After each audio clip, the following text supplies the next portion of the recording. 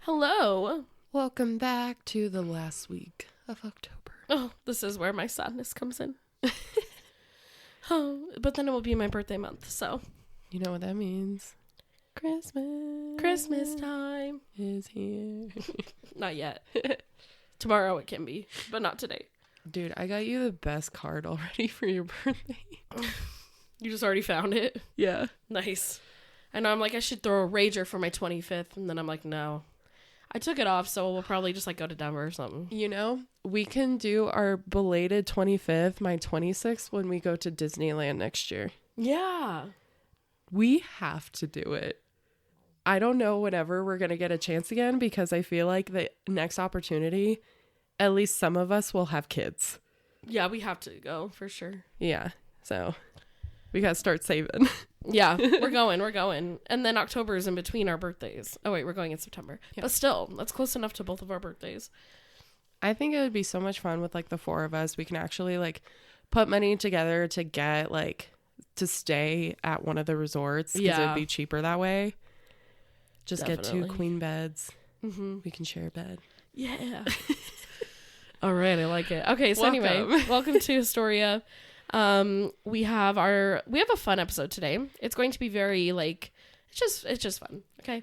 I was like, I want to do something spooky, but then I was like, I don't know. I want to do something more like just fun for Halloween because it's not always spooky. It's also fun. So, we're going to keep it simple today. And today we're just going to talk about the history of Halloween. Oh, why not? Right. Plus, you know, you hear people say like, oh my God, it's such a devil holiday. It's Satan's birthday. You know, they say stupid things like that. I grew up in church. There's, you know, you hear those things. And so it's just like, it's funny because like it comes from like, you know, different traditions and cultures and how it's changed over time. So that's what we're going to be talking about today. I think the scariest thing about like Halloween are the costumes from like the 30s and 40s. Yeah. Oh my God, they are terrifying. They are scary. Gives me chills. I don't know why, but I just thought of when we did the Disneyland episode and we talked about the old like Mickey costume. Absolutely terrifying. Oh my God, I just thought of that. So scary.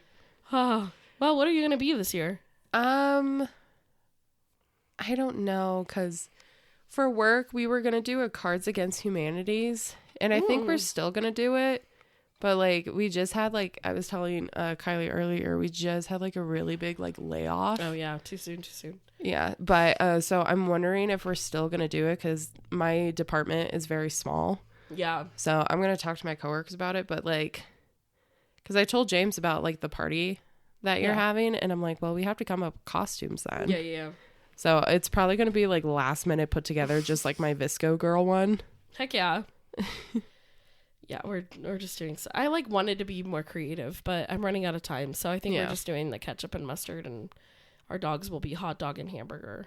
Oh, I think it'll be cute. Yeah, it's just like I don't know, because I want to wait for like the cute matchy ones when we have kids. I don't want to waste one on dogs. No offense to them, but anyway, yeah.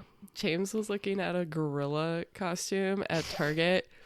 But he didn't know that it was like a junior, like kid size, whatever. So he was like trying to put it on. Oh my God. And it was so bad. And he was like, I will get one year. And I was like, for what? What does he want to be a gorilla for? I don't know. I was like, I guess we could be the SpongeBob cast. We'll be like that one episode. Just that one episode. You could be Harambe. Yeah. There's a Harambe song that James always plays. It is so intense. I don't even know the name of it, but it's like if you look up Harambe on Spotify and it sounds like freaking metal, that's probably it. That's funny. I've always wanted to be Beetlejuice. I don't know why. I think that'd be a fun costume. That would be. But I'm also like, I'm one of those people that's like, we need to match. I don't know. I like matching. All right. Well, let's jump on into the history of Halloween. Yay. How did we get here? How are we celebrating this random holiday? Well, you're about to find out. Okay, so I'm sure you've heard like things about like it started as a Christian holiday or it started in Europe. There's like all kinds of, people will say different things. Yeah. And it's all true. Halloween is actually a combination of different religious and religious practices and cultures. So it all kind of like comes together a little bit, and it starts from different places. It really varies depending on the culture of like what do they actually do to celebrate. So most cultures have some type of event to honor the dead. It's just something, people do. They want to be able to honor those that they care about. And so it just looks different in different areas. Halloween allows us to be someone else for one night. It allows us to not worry about our problems and just have fun in a costume. So that's kind of where it all stems from, though, is like, no matter what culture we're from, we get to be someone else for a night, or we get to kind of experience something different just for one night only. It allows us to also explore the concept of death, and kind of brings that to light. So even though death is something that kind of terrifies people, it's something that we can like have fun with, basically. So there's an old Celtic tribe called the Samhain, and they have a holiday on October 31st to welcome a new year. So they were the first ones to really start it. So it actually started in Ireland, if we're being like completely accurate. It's like, what's the word? So the time of year where it gets cold and dark and kind of transitions is right during Halloween. And so what they believed in the Celtic tradition was that after Halloween, like after October 31st would be the dark half of the year. Then it gets dark, the weather gets colder. There's crops that are going to change, the harvest will change. And so that's kind of where the theme of like death comes in. We know the real reason why that happens. Hades and Persephone. Oh, for sure, yes. Oh, for sure. Demeter is pissed off. Demeter, girl. I love all the nicknames we give people. Yeah, so in most cultures, it has to do with spirits of the past and other realities coming to visit for one night. And that's also what happens during Samhain, is that you have these like dead people that are coming back to life for a night, or you get to communicate to them. In this specific holiday, Samhain, because it was kind of the first Halloween tradition. There were stories of people getting trapped in another world. There were stories of seeing dead people come to life again. And one thing that they actually started was the bonfire. So they actually had fires where the whole village would come, and they would, just sit around a fire and kind of talk about ghost stories and different things. And one concept that this brought was bats, because the bats would be attracted to the light. Oh, yeah. And so that's kind of what started bats being involved in Halloween, is just like the fact that they come out at night. They're a little spooky spook. And so it kind of added to the fear of that. It was required for everyone to celebrate Samhain. And then one tradition that they did is they actually, when the bonfire, they would take a flame from the fire home with them as like a way to carry on like a new life or a new change. So it's like, okay, we're going to put this aside. And then when they get home, they blow it out to represent like the new half of the year. Okay. Yeah. And because things die close to winter, it's a big reason why death is a big topic on Halloween. Christians were the reason why these traditions were passed on. So even though it started off in the Irish traditions, Christians are actually the ones that spread this holiday, which I think is funny because a lot of Christians are against Halloween. And as Christianity spread, it adopted and reimagined kind of the pagan folktales that we've heard about. Because they knew that they wanted pagans to kind of convert to Christianity. And so they were trying to use their folktales as a way to like be like, we agree with you.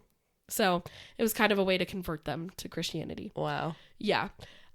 So then we have our pagan holiday called Lemuria, which was actually on May 13th. But it's the same. Yeah, it's pretty similar to Halloween. It's a festival where pagans interacted with the dead. So there was something called the larvae, which is ghosts of the departed. And they would come out and haunt people on May 13th, just this night. They would pour milk on the dead people's graves or offer them little cakes for them to come alive. Yeah. Huh. Milk is random, but does the job, I guess.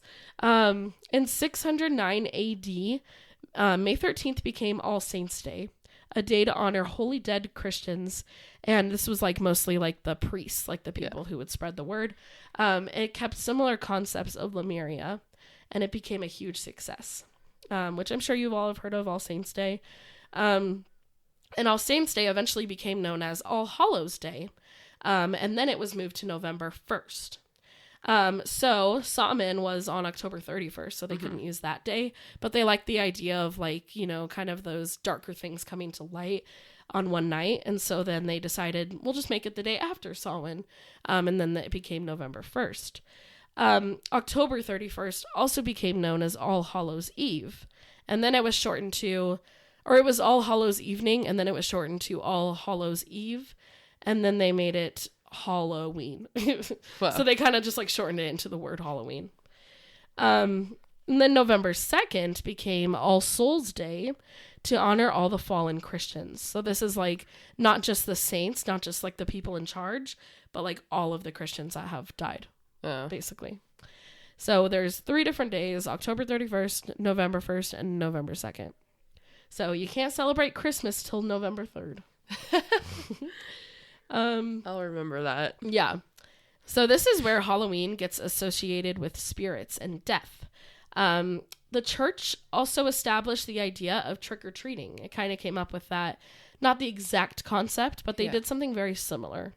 A lot darker, but we'll talk about it. So All Souls Day was when the priest told the Christians to pray for those who were trapped between heaven and hell, or purgatory. This whole concept of purgatory used to be a huge fear, especially for Christians, because they, you know, their goal is to like get to heaven. And so just the fact of like being trapped in this in-between seems more chaotic than being in hell, basically. So the purgatory was not a pleasant place, and souls struggled there. And so what they would do on November 2nd is people would be praying for these souls that were stuck in purgatory, and offering prayers to them. And then if enough prayers were given to a soul, then they would fly into heaven. I'm like, how do you even know? But I guess you can just imagine them flying up there. And so this became a tradition for All Souls Day. Children would go souling, is what they call it. Which is where they would knock on doors begging for soul cakes, which is just a spice cake full of raisins. Ew. Yeah, sounds disgusting. And to receive the cakes, the beggars would pray for souls in purgatory.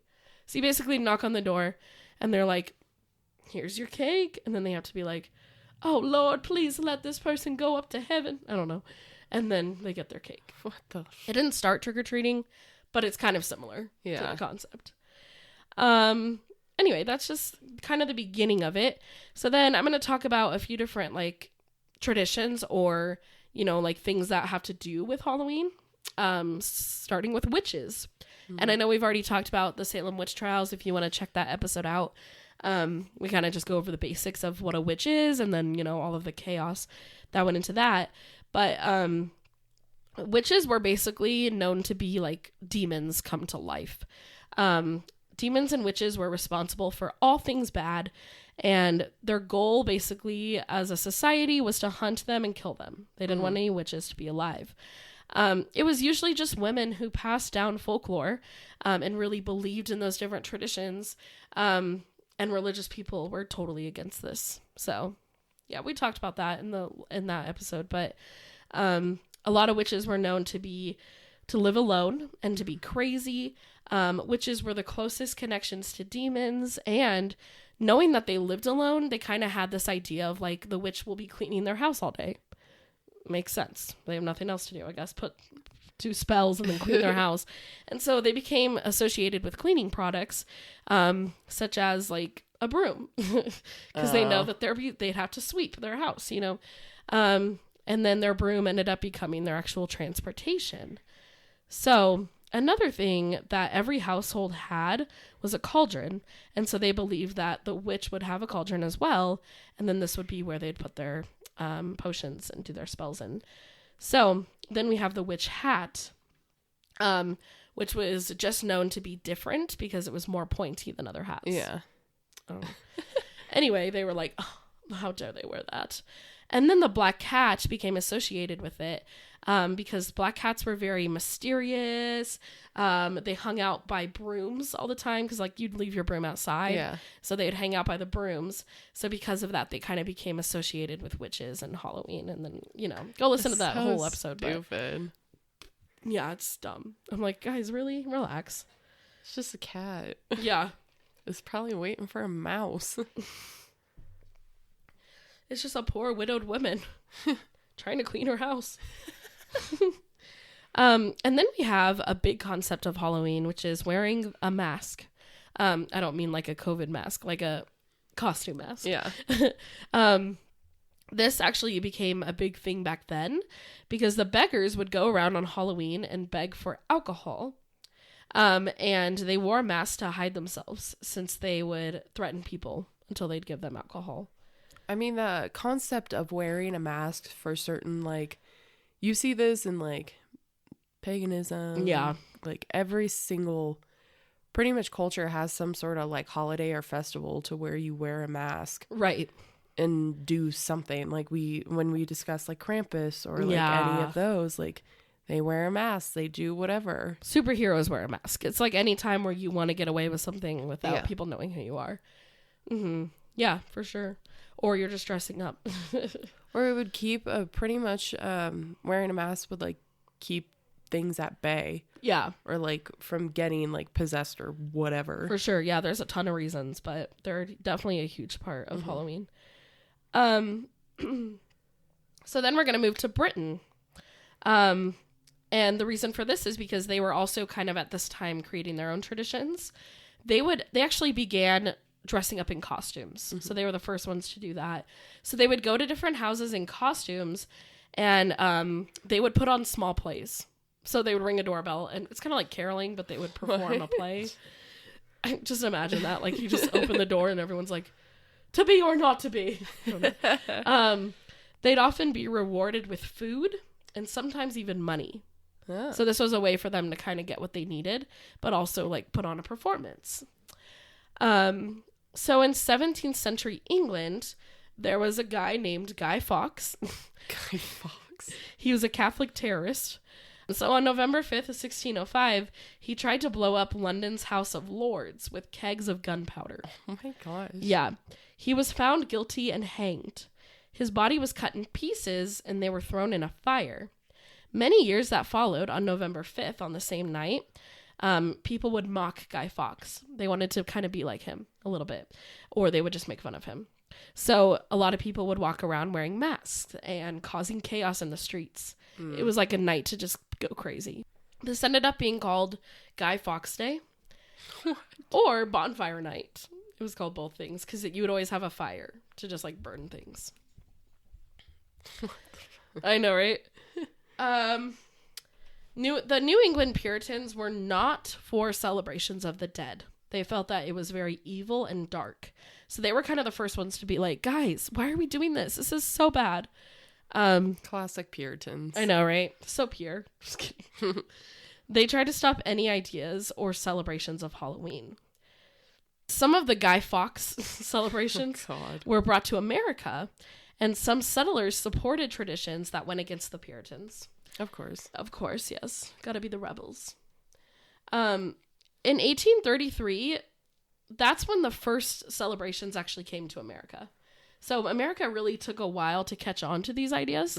Mm-hmm. But there's actually reports of that being the year where people started sitting around the bonfire and telling ghost stories. Yeah. 1833 was like the year it all started. It didn't become big until the mid-19th century, after the long 4 years of the Civil War, ending in 1865. After losing 500,000 people, there were so many bodies everywhere. There were so many people who died. There were so many people who were unknown, you know, where they were. Are they alive? Are they dead? And because there were so many unclaimed bodies, people kind of became obsessed with this idea of death. They weren't even sure if some were actually dead, and many stories went around about these bodies. So people would just like tell stories of different soldiers in the war. The Scots and Irish immigrants brought Halloween traditions with them to America, which became really big after the Civil War. Again, just because of that idea of death. Mm-hmm. And the Scots were more scared of Halloween because of boogeymen, which were ghosts that plagued children hiding under their beds or tapping on windows. Sounds pretty fun. How does that even start? I don't know. I was like, next year I'm going to talk about the boogeyman. On Halloween night, they would stand by gates ready to take kids. So it was known that like on Halloween, like if you go out by yourself, these boogeymen are going to take you if you go to like some big house with a gate. So that was another tradition that was kind of being started. Then we have the jack-o'-lantern, which is a whole thing in itself. The jack-o'-lantern began as a European tradition from a character named Jack-o'-lantern. He was so bad he got kicked out of hell. Oh. The devil had pity on him and scooped up an ember from the fires of hell and gave it to Jack. Jack walked around carrying the ember in a lantern, and this kind of became the legend. He's sent from hell. Mm-hmm. In Europe, the children would carve their own jack-o'-lanterns out of turnips, and they would put candles in them. The American jack-o'-lantern first came from Nathaniel Hawthorne. He described a jacket full of holes that would shine like a jack-o'-lantern when held up to the light. So then people started putting holes in their jacket and then putting it like under a light. Yeah. Sounds really stupid, Nathaniel, but okay. And Americans created the idea of using pumpkins instead of turnips just because of like their flexibility, and they feel like it would just look better, like, and bigger. Yeah. And turnips aren't very big. Yeah, no, it's kind of sad that that's what they thought of first, but the pumpkins were also harvested around Halloween, and kids caught on to the idea of using them for jack-o'-lanterns very quickly. Kids thought it was really cute and funny, and their parents helped them with this. They would put jack-o'-lanterns filled with candle on a stick with a sheet over it and then prank people with it. So, like, they would go to, like, people's houses and just, like, someone would look out their window and then they would just see, like, a jack-o'-lantern pop up. And they thought this was hilarious. So it became, like, a huge thing, a way to prank someone. Like, really? That's so stupid. So this brings us to the 20th century. Artists brought all things scary and linked them to Halloween. So this was like skeletons, spiders, bats, ghosts, jack-o'-lanterns, anything that was like considered spooky kind of became different ideas in art. And so a lot of people started creating artwork that kind of had to do with Halloween. Mm-hmm. One of these were ghosts, and we kind of created the idea of the white sheeted ghost. The reason for this was because when a corpse dies, they would wrap it in a sheet after they would die. I never thought of that. I was like, oh, that makes sense. That's where it came from. I'm so stupid. I thought it was just like a way to make yourself look like you're floating like a ghost. I don't know. Anyway, that's where the white sheet ghost comes from. Classic Halloween costume. If you don't know what you're going to be, just put some holes in a sheet. The witches became a Halloween symbol as well. But now the witches kind of had a new look. They were more attractive than they used to be. They became more like romanticized during this time. And it was like they didn't have the moles and the big nose. Yeah. They're more like classic looking. Boys did lots of pranks for Halloween. Like I'm talking like teenagers when I say boys. Yeah. Like they put buggies on top of haystacks as a way to be like, prank. Wow. In the bigger cities, this is where chaos ensued. They caused huge destruction, the boys did. And Halloween in America turned into a crisis. Leave it up to America to ruin everything. But they would pull pranks on Halloween night that couldn't be controlled. For example, some different things that they would do is they would put bars of soap in the street to mess with cars. They would move, I don't know. And I was like, what? I guess because tires on cars used to be really thin. Yeah. That's what I was thinking. They're not as durable as they are now, but I'm like, huh. They would move, if anyone had like steps on their porch, they would move them, I guess, if they weren't like concrete. So then when people would walk out their door, they would fall. Oh, God. They would set fires anywhere where they could. They would throw stones at windows. They took wagons apart and then would like reassemble them in the wrong order and then put them on top of people's roofs. What? They would destroy gates on farm fences so that animals could escape. And in some areas where this was happening, like the farming areas, this was so popular that they started calling Halloween Gate Night. Like the night where the gates come off. Other cities called it Mischief Night, and other cities called it Hell Night. Oh, God. So it was kind of being taken over by like teenage boys, basically. But the Halloween pranks during the Great Depression made the Great Depression even worse. Oh, God. Yeah, and they would make huge messes. Oh, I bet. In Halloween of 1933, it was called Black Halloween. There was so much destruction in the cities. No one's ever seen a Halloween like this before. There were smashed car windows. There was fire on many, many buildings. And this was all over, too. Mm-hmm. They would destroy buildings and light bulbs, like just taking light bulbs out. Many groups tried to promote the idea of kind of taming Halloween down after this. Yeah. Because of the night. It was just like, it was wild. Like there was just everything going wrong. Kids couldn't really go out. Like nobody was trick-or-treating at the time, but like you couldn't do anything because you knew these boys would be around. And many groups tried to kind of just find ways to kind of, how can we reimagine Halloween in a nicer way? Mm-hmm. Like without creating chaos. What can we do? So they were trying to come up with ideas for things that kids could do to keep them out of trouble. Mm-hmm. So they're coming up with like parties. We can throw Halloween parties so that way they have something to do. Costume contests. We can be really creative with how we make our costume. Games. We'll do different games. Yeah. Festivals. Like they're just coming up with different things, which helped a little bit. It became less of like a pranking holiday and more of like a fun holiday. One thing that helped with this were called bogey books, and they basically were books that tried to convince kids to turn Halloween into a party night and less of a fear night. So it would just be like stories about like fun things that can happen during Halloween.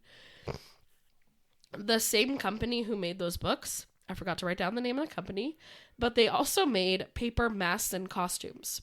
So this was the first time that costumes were marketed for Halloween, and they were just made of paper, basically. But they used to just all be homemade. So if you didn't want a paper costume, you would just make your own. So people would be like, well, I have a pair of old pants I can cut. Like, you just had to be creative, which is why they were so scary. Well, you have to think, too, with going through the Great Depression, no one had any money. Yeah. So you had to get creative of, like what you had in your surroundings. Yep. They were very creative. Oh, yeah. A little too creative. Yeah, exactly. But because the paper costumes became a huge success, people would catch on fire because they're made of paper. Yeah. So they were like, okay, we should probably come up with something different. So a lot of other companies made different, more durable costumes and added a bunch of characters. So this is where they were thinking of like different materials that they could use. And then they got really creative with like cartoon characters and being like, how can we make costumes for them? And then after that, it's just kind of escalated to a point where now we have like really realistic looking costumes and masks. My coworker was telling me about her kid's costume. Mm-hmm. She's like going as a unicorn witch. What? Yeah, it's like a witch's dress. Because she showed us that outfit on like Walmart. And it's like a witch's dress with like a bunch of unicorns on it. What the hell? There's a hat that has a horn sticking out of it. What? I was like, I've never heard of that before. How is this a concept? I'm looking it up. Yeah, it's from Walmart. I was like, who thought of putting those together? I don't know. It's so oh my God, weird. Is it this one? Yeah. Oh my God. It has ears on it. They're like, let's make witches less scary. I don't know. Yeah, but like, let's add unicorns. What the hell? That is so weird. Oh Oh my God. They really are coming up with anything nowadays. It's hilarious. When she told us that, I was like, you're kidding. And she's like, so no. I guess unicorns are still a big thing. I don't know. Unicorns are like really big right now. Yeah. They've been around for a few years. Like, I don't know why we're freaking out about them now. Another big thing that was created at this time were parades. People started parades because they thought that it would allow Halloween to kind of come into the light. Yeah. And we can see what everyone's doing instead of kind of being in the shadows. Like, what are they going to do next? In Anoka, I believe is how it's pronounced. Minnesota. Is that MN? Yeah. I was like, is there another state that's MN? Okay. In Anoka, Minnesota, they have had a parade every year since 1920. Dang. They are known as the Halloween capital of the world. I had no idea about that. Really? Yeah, they have like stores downtown that are open all year long that are Halloween themed. Oh, that's cool. I know. Oh, so yeah, go there. So now we're going to talk about trick-or-treating. Ooh. It's actually a fairly new concept. It's been around for like 80 years. Yeah. Like, it hasn't been around that long. But the term comes from the destructive pranking and trying to get them to not choose tricks, basically. So, like, even though we say trick or treat, the goal is to be like, doesn't matter, you're going to get a treat instead of a trick. Yeah. So it started off with homemade snacks, like popcorn balls, candy apples. People would, like, cook different things. And then when you go to their house, you get a meal. But I'm like, how do you just put, like, a candy apple in a bag? I guess it'd have to be wrapped somehow. So in 1939, the phrase became popular for trick-or-treating because of one woman. She came up with the idea of giving all of the kids in the neighborhood treats, and in return, none of them ended up tricking her. They stayed away from her because they're like, she's got the good stuff. Yeah. So she kind of started this, and she wrote an article about it, and it was widely spread everywhere. So everyone was like, okay, next Halloween, we're going to try that. And then it ended up being a success. Because of this, the candy industry obviously hit hard and came up with a lot of different treats for kids. Well, it's not even, now it's not even just candy. Yeah. Like, I've been seeing at the stores and stuff, they have like Cheetos has their own like little bags that you can get, popcorn balls. I used to get soda. Yeah, me too. That was a really big thing when we went trick-or-treating together. Yeah. There was always this one house that gave Voltage Mountain Dew every year. Dang. And then this other guy, he always gave diet soda. Diet. Yeah, it was like a diet A&W. And I was like, I'm like 12. Why are you giving me diet soda? I don't want that. But yeah, it's like now there's so many different like other things. Like I think I'm going to do like little goodie bags so I don't have to like stick my hand. Yeah. And just do that. But I like doing that anyway. Yeah. Get some like cute little stuff. I think it'd be fun to do like some toys in there, like some really cheap toys. Yeah. So I think that's what I'm going to do because you can get like a freaking 24 pack of stuff. I'll just go to Walmart sometime this week and just make them and stuff. Mm-hmm. I should just give people my old silly bands. Oh my gosh. They're making a comeback. Exactly. I'm like, here you go. That's because like all these like younger kids are really liking early 2000s things right now or like 90s. Because we were in the 90s and now it's becoming more 2000s. Yeah. So it's like, and then 2010, I don't know. We might just skip that one and go back to like the 60s or something. Probably. That's usually how it works. But anyway, so. It's crazy how much though. It's changed still. Like it's not true. Just candy anymore. I wonder in like 10 years if it will be like some type of electronic. Like, I feel like eventually we're going to get to a point where it's like rarely candy. Yeah. It's going to be really creative. I'm fine with that. I used to go trick-or-treating in the rich neighborhoods. They gave you the real stuff. The king-size bars. Mm-hmm. Mm-hmm. You don't want to go to, like, a super, super nice... Because we used to go to the Broadmoor. We went there once. Oh. Do not go there because they're only vacation homes, so, like, no one's ever there. Yeah. But you want to go to, like, the nicer neighborhoods, like, the nicer side of towns and stuff like that. Or, like, the community areas, like the all the planned development, the new development houses, 100% go there. They'll get you good stuff. So don't give people Bibles. I used to get mini Bibles from a house every year. Ugh. We always forgot what house it was, so we like just kept going there, and then we'd be like, crap, that's a house. One time I got an apple that was like half eaten. So that was fun. Good old boxes of raisins. Oh god, those are the worst. I've gotten some butterscotch candies, but I love butterscotch candies. Yeah, those are good. But I was like, that's such a weird thing to give kids. You know, that's like old people who've had them for years, and they're like, I don't know what 100%. Else to give. I mean, I felt so bad last year because we had very minimal candy. So I just gave ramen that I had because I bought like a bunch. Kids love ramen. Yeah, and I was like, it's cheap enough. That's the only thing I have. I felt so bad because I was like, I didn't think we were going to get any trick-or-treaters at apartment building. But we did, so... That's interesting. Yeah, if you live in an apartment, you might get trick-or-treaters. So either turn your light off or participate. I don't know if we ever got it. I wasn't home last Halloween, so I'm like, I don't know if we did. Okay. So then moving into kind of some newer things that happened with Halloween. Yeah. In 1966, Halloween became big on TV because of Charlie Brown and the Great Pumpkin. Which, if you've never seen this, you have to watch it. It's so cute. He gets Halloween mixed up with Christmas. So he's like, the Great Pumpkin's going to come and give us gifts or something. It's just a really cute one. Definitely check it out.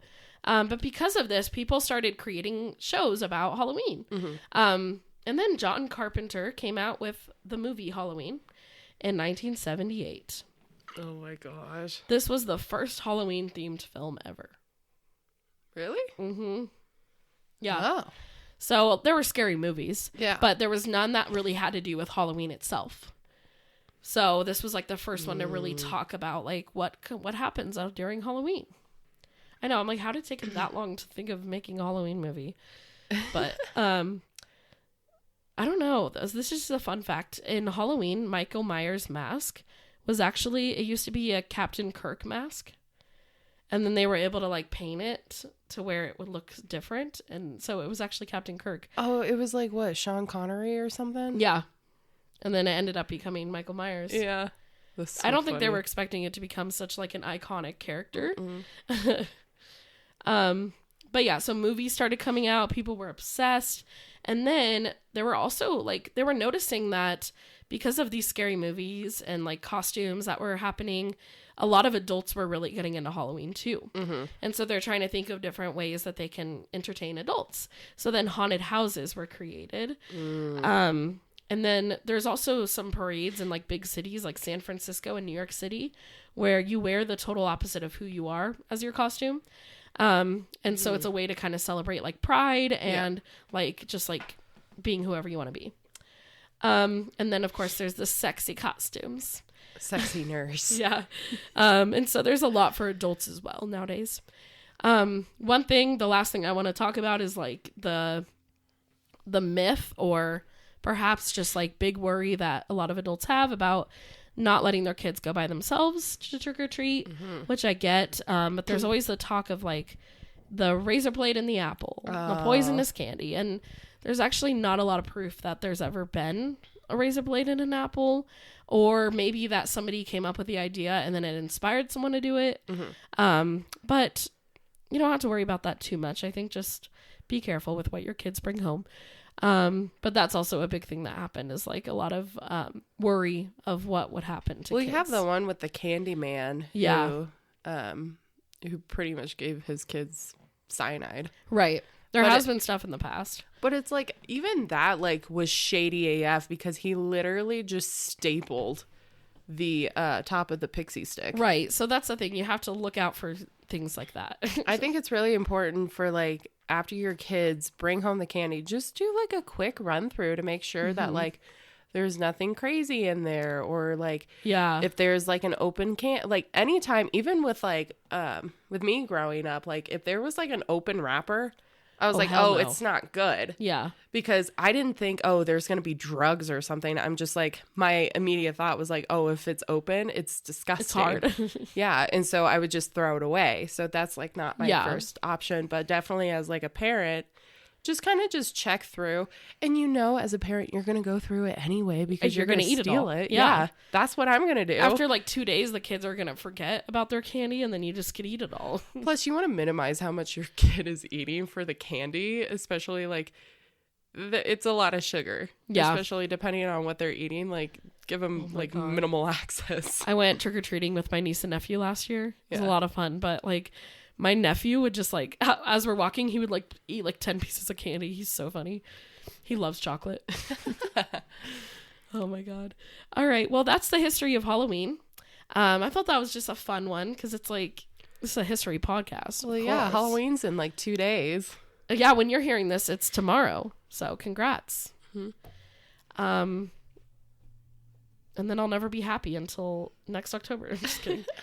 But yeah, so that's just a fun little history of kind of where things began. It's so interesting to see how far Halloween has grown from just like being a traditional kind of just ritual, not really ritualistic, but kind of just like a traditional festival type thing, into just being like something that is like happening every year. Granted, a lot of people are like, well, it's like the candy's marketing and stuff now, and I'm like, kids have fun with it. That's the thing. It's a fun holiday. I mean, they dress up. You still have kids pranking and doing dumb shit on Halloween.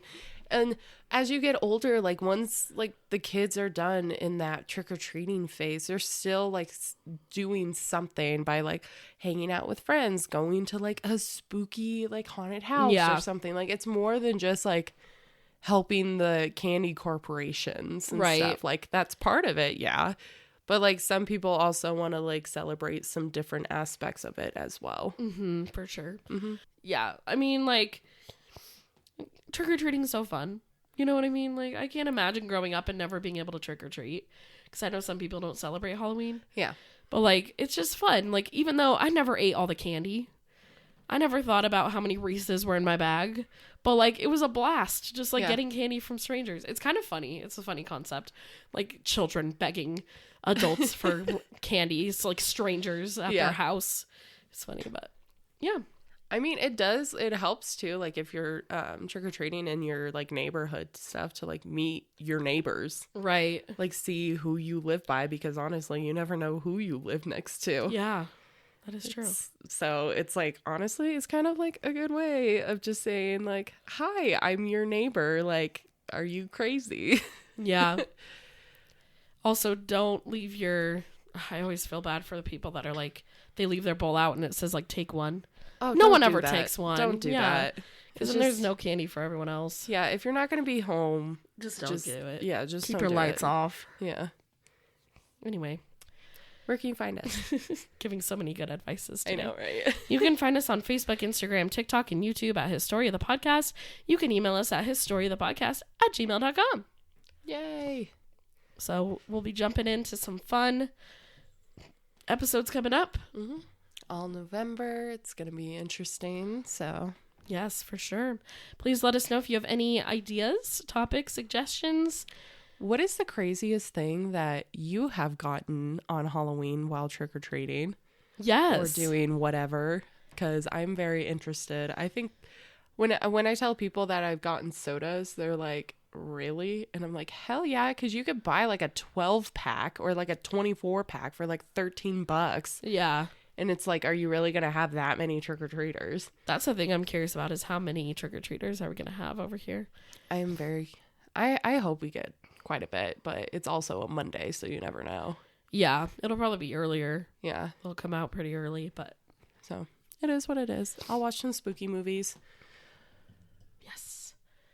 Yay. All right, guys. Well, we'll see you next, or we'll hear. See you after spooky season. You'll hear us next time. Guess we won't see you technically, but. Oh my gosh, Kylie. I don't know. I'm overthinking it. All right. Goodbye, everyone. Bye.